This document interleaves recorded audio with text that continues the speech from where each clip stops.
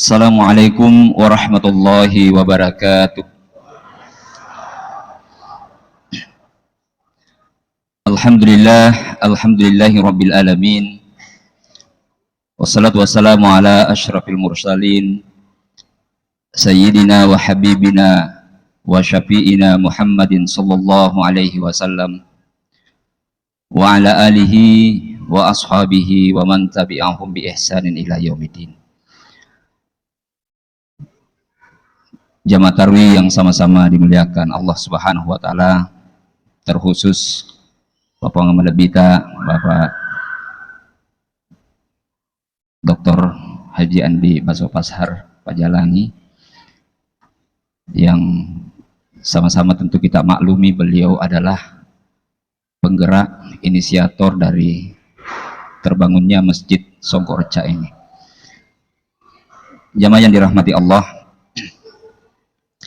saya diamanahkan untuk menyampaikan topik yang berkaitan dengan berbakti kepada orang tua.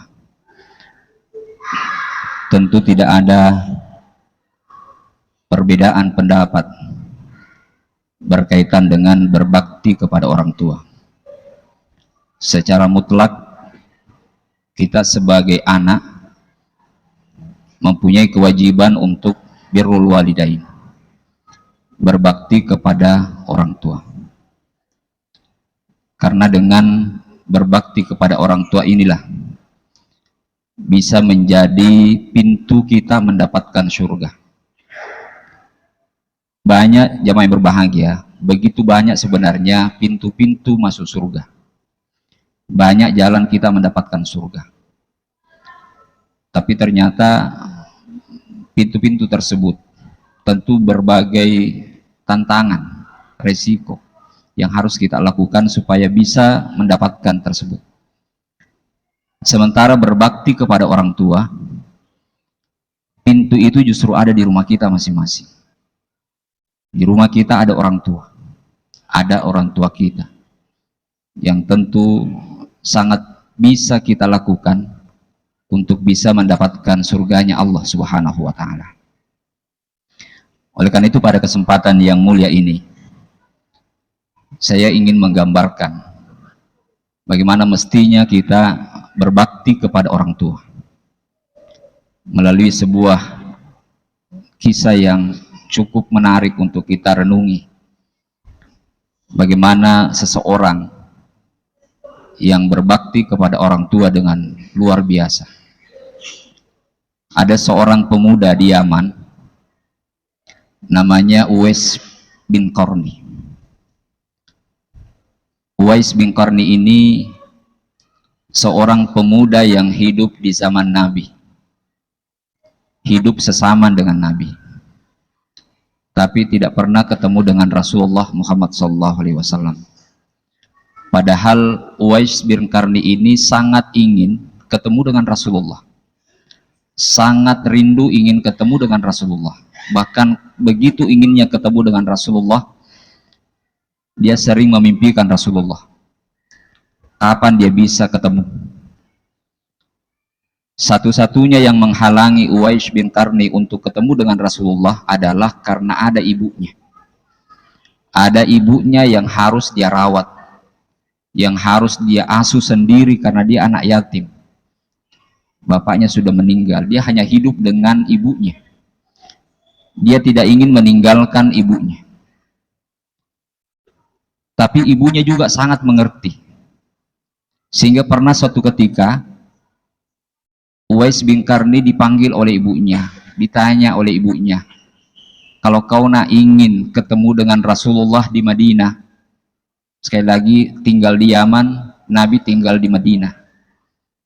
Hitung-hitung jarak antara Yaman dengan Madinah itu kurang lebih 1.500 km. Sangat jauh. Dan pada saat itu kendaraan yang paling cepat bisa digunakan hanya dengan kuda atau dengan unta. Perjalanan sejauh 1.500 lebih dari Yaman ke Madinah. Ibunya mengizinkan, tapi dengan satu syarat. Kau boleh datang ke Madinah, bertemu dengan Rasulullah, Tapi setelah ketemu dengan Rasulullah, kembali ke sini, langsung kembali ke Yaman. Gembiralah hati Uwais bin Qarni karena diberi izin. Dengan bergegas, Uwais bin Qarni meninggalkan Yaman setelah menitipkan ibunya kepada saudara-saudaranya yang lain. Berangkatlah Uwais bin Qarni ke Madinah untuk ketemu dengan Rasulullah. Berhari-hari berjalan kaki, karena Uwais bin Qarni ini bukan orang kaya, dia orang yang miskin, tidak punya banyak harta benda, sehingga dia hanya bisa berjalan kaki, tidak dengan kuda, tidak dengan unta. Dia berjalan kaki dari Yaman ke Madinah, kurang lebih 1.500 kilo, untuk ketemu dengan Rasulullah. Begitu cintanya kepada Rasulullah. Singkat kisah, sampai di Madinah, segeralah dia mencari rumah Rasulullah. Setelah diketahui rumah Rasulullah, diketuk-ketuklah rumah Rasulullah. Yang keluar adalah seseorang wanita, yaitu istri Rasulullah, Aisyah radhiyallahu anha. Bertanyalah Uwais bin Qarni, "Saya Uwais bin Qarni dari Yaman, ingin ketemu dengan Rasulullah." Apa jawaban Aisyah? Aisyah menjawab, "Rasulullah tidak ada di rumah." Aisyah dalam sebuah Nabiullah Muhammad SAW dalam sebuah perjalanan perang, kedatangan Uwais Al-Qarni untuk ketemu dengan Rasulullah. Ternyata Rasulullah saat itu tidak ada di rumah, tidak ada di Madinah. Padahal sekali lagi perjalanan 1.500 kilo dilalui oleh Uwais bin Qarni hanya untuk ketemu dengan Rasulullah. Maka kemudian ditanya kembali Aisyah, "Kapan Rasulullah kembali?" Paneli supemeng. Dijawab oleh Aisyah, "Belum jelas, belum tentu kapan Nabi kembali. Bisa jadi sebulan, bisa jadi 2 bulan, bisa jadi 3 bulan." Uwais bin Qarni yang sangat ingin ketemu dengan Rasulullah, tapi dia juga ingat pesan ibunya. Kalau kau sudah sampai nak, sudah ketemu dengan Rasulullah, kembali. Maka Uwais bin Qarni karena cintanya kepada ibunya, hari itu juga dia kembali ke Yaman. Tujuannya ke Madinah untuk ketemu Nabi, tapi tidak ada Nabi di rumah. Dia tidak menunggu, dia pulang kembali untuk mengurus ibunya, untuk berbakti kepada ibunya. Jadi begitu kecintaan Uwais bin Qarni kepada ibunya, begitu juga dengan kecintaannya kepada Rasulullah, luar biasa. Dia kembali ke Yaman tanpa ketemu dengan Rasulullah karena dia teringat dengan ibunya. Dia ingin kembali mengasuh ibunya. Dia ingin kembali merawat ibunya. Di saat ibunya sudah mulai tua, jemaah yang berbahagia, tiba-tiba ada sebuah harapan ibunya, ibu Uwais bin Qarni. Dia panggil anaknya, "Wahai anakku, umurku sudah tidak lama lagi. Saya punya satu cita-cita. Saya punya satu keinginan yang sampai sekarang belum terkabulkan." Uwais bin Qarni yang begitu patuh kepada ibunya bertanya kepada ibunya, "Apa gerangan keinginan ibu yang belum tercapai sampai sekarang?"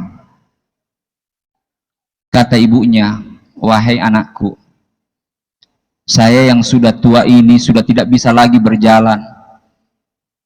Saya ingin sekali menunaikan ibadah haji." Ibunya ingin naik haji, tapi ibunya sadar bahwa dia tidak punya harta benda yang banyak. Uwais bin Qarni seorang fakir miskin, tapi keinginannya untuk naik haji disampaikan kepada anaknya. Mendengarkan permohonan ibunya ini, jemaah yang berbahagia, Uwais Al-Qarni yang tidak punya apa-apa, dia berprinsip, saya harus berbakti kepada ibu saya.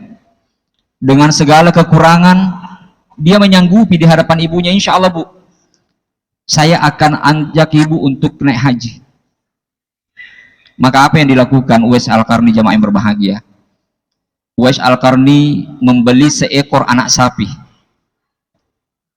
Yang biasanya kalau ada orang yang mau bepergian jauh, termasuk ketika ingin naik haji, pada saat itu yang dibeli adalah seekor unta yang besar atau seekor kuda yang kuat untuk bisa dipakai berjalan musafir menuju ke tanah suci. Tapi yang dilakukan Uwais Al-Qarni berbeda. Jelas sapi tidak bisa ditunggangi, dan itu pun yang dibeli adalah anak sapi. Sehingga penduduk Yaman menertawai Uwais bin Qarni, bagaimana mungkin kau bisa membawa ibumu ke tanah suci, kau hanya bisa membeli seekor anak sapi. Tapi ternyata apa yang dilakukan Uwais Al-Qarni, Uwais Al-Qarni itu setiap pagi, setiap sore menggendong anak sapi itu. Nih Pak Iro, anak sapi di mana dibawa? Dibawa ke puncak bukit. Kandangnya ditempatkan di puncak bukit. Di pagi hari dia gendong sapi itu, dibawa di puncak gunung, di puncak bukit. Begitu juga sore hari, pulang balik dia menggendong sapi itu. Setiap hari dilakukan Uwais Al-Qarni. Semakin bingunglah orang-orang Yaman melihat kelakuan Uwais Al-Qarni. Banyak yang menghina, banyak yang mengejek. Bagaimana kau bisa menghajikan ibumu? Kau hanya punya seekor anak sapi. Setiap hari kamu hanya mondar-mandir menggendong anak sapi itu. Dan itu dilakukan hampir 8 bulan. Selama 8 bulan Uwais Al-Qarni menggendong anak sapi itu pulang balik dari bukit ke turun bukit, naik bukit. Dan semakin hari anak sapi itu pun semakin besar, anak sapi itu pun semakin berat. Tapi tidak berhenti Uwais Al-Qarni menggendong anak sapi itu. Sampai menurut riwayat sapi itu sampai pada 100 kilogram. Tapi terus diangkat, digendong oleh Uwais Al-Qarni. Pada saat menjelang ibadah haji, pelaksanaan ibadah haji, sapi itu dijual. Dan hasil penjualan itulah yang dipakai sebagai bekal menuju tanah suci. Tapi yang unik jamaah yang berbahagia, Uwais Al-Qarni yang tidak punya kendaraan, berangkat bersama ibunya yang tidak bisa jalan. Apa yang dilakukan Uwais Al-Qarni? Ternyata dia menggendong ibunya. Dia menggendong ibunya dari Yaman ke Mekah. Jarak Yaman dengan Mekah 590 kilo. 590 kilo digendong ibunya dari Yaman ke Mekah, pulang balik. Uwais Al-Qarni sudah melatih dirinya 8 bulan mengangkat anak sapi. Ternyata maksudnya dia ingin kuat supaya bisa menggendong ibunya. Kalau kita tanya diri kita sekarang, Bapak Ibu sekalian, pernahkah kita menggendong ibu kita? Bagaimana cara kita merawat ibu kita? Kadang-kadang ibu kita hanya mau dipindahkan sedikit, tapi kita menggerutu. Kadang-kadang kita ingin melakukan sesuatu, tapi kita dibatasi oleh diri kita sendiri. Kita biarkan ibu kita melarat, kita biarkan ibu kita keluar orang tua kita, sementara kita bisa jadi bermewah-mewahan, tapi kita tidak peduli dengan orang tua kita. Uwais Al-Qarni sekali lagi jemaah yang berbahagia, menggendong ibunya, tidak pernah mengeluh. Padahal berjalan kaki di tengah padang pasir, di tengah terik matahari, Uwais Al-Qarni tidak merasakan sedikit pun lelah. Begitu berbaktinya kepada orang tua. Itu dilakukan Uwais Al-Qarni dari Yaman ke Mekah, kembali dari Mekah ke Yaman. Uwais Al-Qarni tidak pernah merasakan sakit, tidak pernah mengeluh bagaimana merawat, menjaga ibunya dengan baik. Jamaah yang berbahagia, demi Allah, la tadkhulul jannah bisiyabika. Kita ini semua tidak ada yang masuk surga gara-gara pakaian yang kita pakai, karena kedudukan yang kita miliki. Wala bimalika, kita tidak masuk ke surga gara-gara harta benda kita. Bahkan bukan karena ibadah kita masuk surga. Wala bisalatika wala bisiyamika, bukan karena salat kita, bukan karena puasa kita masuk ke dalam surga. Tapi yang membuat kita masuk surga adalah biqulubikum, karena hati kita yang patuh kepada orang tua, karena ketaatan kita mengasuh orang tua. Rasulullah Muhammad SAW ketika kembali dari perang tadi, ternyata sampai di rumahnya belum sempat Aisyah menyatakan ada orang yang mencari beliau, tapi Nabiullah Muhammad SAW langsung bertanya kepada Aisyah, adakah orang yang bernama Uwais Al-Qarni yang datang mencariku? Padahal tidak ada orang yang menyampaikan bahwa ada Uwais Al-Qarni yang datang mencarinya. Tapi ternyata malaikat yang datang kepada Rasulullah menyampaikan, ada Uwais bin Qarni yang ingin menemuimu. Uwais yang Al-Qarni adalah seorang yang terkenal di langit tetapi meskipun tidak dikenal di bumi. Karena malaikat semua tahu bahwa bagaimana kecintaan Uwais Al-Qarni kepada ibunya. Aisyah mengatakan, betul, sejak kamu pergi ada seorang dari Yaman yang mencari kamu, namanya Uwais Al-Qarni. Mendengarkan itu di hadapan sahabat Rasulullah Muhammad SAW, Nabi balik kepada Ali dan Umar, sahabat Nabi. Dia menyampaikan kepada Ali dan Umar, wahai Ali, wahai Umar, suatu saat cari orang yang bernama Uwais Al-Qarni ini. Cari Uwais Al-Qarni. Untuk apa ya Rasulullah? Kata Umar, kata Ali, untuk apa saya mencari Uwais Al-Qarni dan dari Yaman itu? Kata Nabi, kalau kau temui orang ini, minta supaya dia memohonkan doa supaya kamu masuk ke dalam surga. Padahal jamaah yang berbahagia, kita tahu Ali bin Abi Thalib, sepupu Nabi, laki-laki muda yang pertama masuk Islam. Umar bin Khattab rela mati demi Rasulullah Muhammad SAW. Tapi Nabi meminta kepada Ali, meminta kepada Umar, cari Uwais Al-Qarni, minta doa sama dia. Padahal Ali bin Abi Thalib, Umar bin Khattab itu dijamin oleh Allah masuk surga. Tapi disuruh mencari Uwais, karena Uwais itu doanya makbul. Apapun yang diminta oleh Uwais dikabulkan oleh Allah Subhanahu wa taala atas petunjuk Rasulullah Muhammad SAW. Apa yang bisa kita petik dari kisah ini jamaah yang berbahagia? Bagaimana kita mestinya berbakti kepada orang tua. Jangan sampai kita banyak melakukan kedurhakaan kepada kedua orang tua kita. Padahal sekali lagi orang tua itu adalah pintu yang bisa dengan mudah kita peroleh mendapatkan surganya Allah Subhanahu wa taala. Di Saudi Arabia pernah terjadi seorang laki-laki yang menangis terseduh-seduh karena hari itu dia kalah bersengketa dengan adiknya. Ada seorang pemuda namanya Hisham Al-Fuwaidi di depan pengadilan agama, dia menangis terseduh-seduh. Kenapa dia menangis? Karena ternyata hari itu dia kalah bersengketa dengan adiknya. Mungkin kalau ada orang yang bersengketa berpengadilan dengan saudaranya sendiri, kita bayangkan barangkali yang dia sengketakan itu adalah harta benda. Barangkali yang menjadi objek sengketanya adalah warisan. Na pengewangi manai, na pengewangi pengimpangi galungi dan sebagainya. Harta benda yang ditinggalkan orang tuanya. Tapi ternyata Hisham Al-Fuhaidi bukan bersengketa dengan adiknya karena harta. Bukan bersengketa dengan saudaranya karena warisan. Tapi dia bersengketa dengan adiknya karena ingin sama-sama mengasuh adiknya. Husain Al-Fuhaidi ingin merawat ibunya. Begitu juga adiknya. Map pengiwangi indokna. Satu ingin merawat, yang lain juga ingin merawat. Tapi tidak ada kesepakatan, akhirnya dibawa ke pengadilan. Sekali lagi jemaah yang berbahagia, orang rela bersengketa dengan saudaranya hanya untuk mengasuh orang tuanya. Tapi kadang-kadang kita justru mengabaikan orang tua kita. Kadang-kadang kita tidak peduli dengan orang tua kita. Orang tua kita menangis, menelpon kita, mencari kita, tapi kita tidak kunjung datang. Oleh karena itu jemaah yang berbahagia, mari kita berbakti. Bagi kita yang masih punya orang tua, kesempatan kita untuk berbakti kepada orang tua, mencari pintu-pintu surganya Allah melalui berbakti kepada orang tua. Bagi kita yang sudah orang tuanya meninggal, jangan berhenti berbakti kepada orang tua. Kirimkan amalan-amalan soleh, karena salah satu amalan soleh yang masih terus didapatkan oleh orang tua kita adalah doa anak kepada orang tuanya, doa kita kepada orang tua, sehingga kita semuanya bisa mendapatkan kemuliaan-kemuliaan dari Allah Subhanahu wa taala.